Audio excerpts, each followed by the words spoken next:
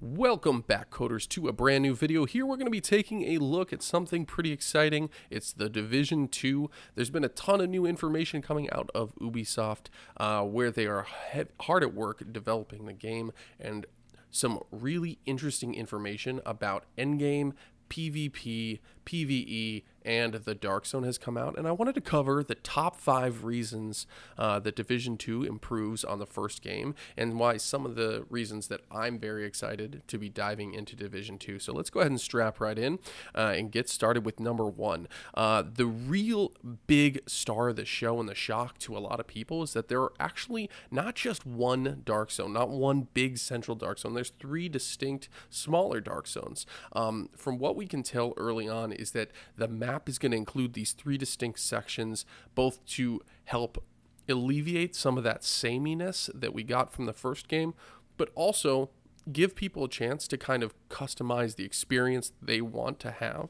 for each given night, each given attempt at diving into a Dark Zone.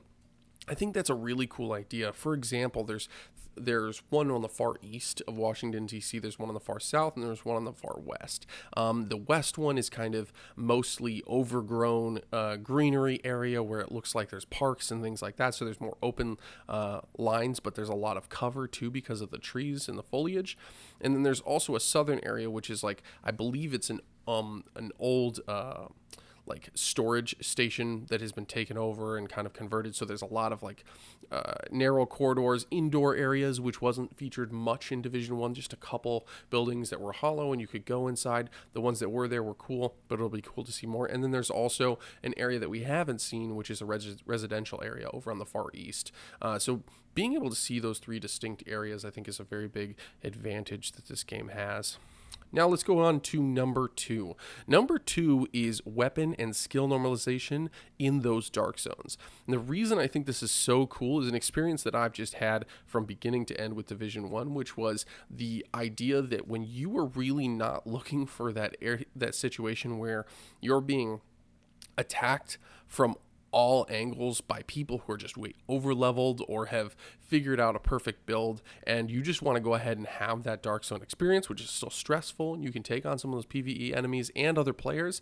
Normalization takes that into account. It allows them to use any build you want, really, and still have a fighting chance against any player. Obviously, skill is where is going to be the major difference maker in these fights. So people who are better at aiming are going to win fights more often than those who are better at building loadouts. And so I think that's actually a really big thing. It allows a lot more casual players to play, but it also allows those hardcore players to go and show their skill. So I don't think that that's actually a negative, and I know you're going to hear that around the internet a lot. It's like, if you are normalizing weapons, that means that there's a problem with those players. That's not the case. It means that they just want a level playing field, something that they can actually enjoy, and that's what a game's all about. And don't forget that one rotating Dark Zone, so one of the 3 Dark Zones will always be what is called an occupied Dark Zone, and it will be on a timer which one it rotates to, and essentially that is a no-holds-barred, like Division 1 launch style zone. No rules, everyone can min-max anytime they want, go crazy on each other, and that's going to be the place where I think a lot of those super hardcore players end up. Maybe not right away, and honestly, I think maybe it's not going to be as a big of a smash success as the normalized ones are, just based upon the fact that everyone likes to win on skill and not just based upon RNG. So it'll be cool to see there. Number 3, dedicated PvP modes that are built from the ground up for Division 2. So Division 1 actually patched in a couple different PvP modes, which is really cool. But the issue that I found is that the normalization that they did employ was not very effective, and obviously they were not levels built from the ground up for it. They were hacked onto the open world, and it felt like they needed a little bit more time in the oven rather than what they actually produced. So I think that's a cool thing that we're going to be able to experience, is that the Division 2 actually has this built up from the ground up. and allows those levels to really shine. Instead of it being long sight lines, really open areas, the fact that we're putting this in Washington, D.C., it also allows for a lot of underbrush to kind of come into play. It's in the summertime, so lighting is a little different. All these things are going to play into what this experience is really like, and I think that that's going to be for the better for the PvP side of things. I'm actually pretty excited to get the feel there. I think it looks like almost an improved version of what I thought Greek Gears of War would be, especially with the time to kill being a little bit shorter than in the Division 1, and even potentially in Gears of War. It really depends on kind of how you're looking at it and what kind of skills you employ, but it'll be interesting to see who kind of like masters that meta and whether or not they can keep it balanced for time to come. So, number 4, they have fixed a lot of the issues with griefing in the Dark Zone. Simply put, this was a huge problem in the Dark Zone in Division 1. If you were an underleveled player who was in maybe not underleveled, but underbuilt player in a high-level area, you would often find that these Dark Zone rogue agents were just crazy good. I mean, they were just leveled to a point where it was just not fair. They knew all of the RNG, they knew all the meta, and they had kind of taken it to a level where it became not fun, and all they did was grief you.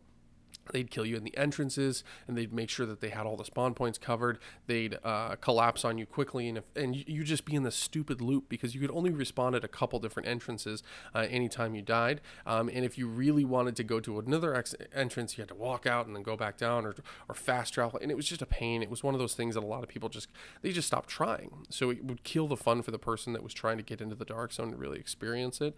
With this one, there's a couple things that they've really done to prevent that. First are the Dark Zone rogue levels. In Dark Zone, in Division 1, they actually did have some of these levels to it, but they've gone into more detail.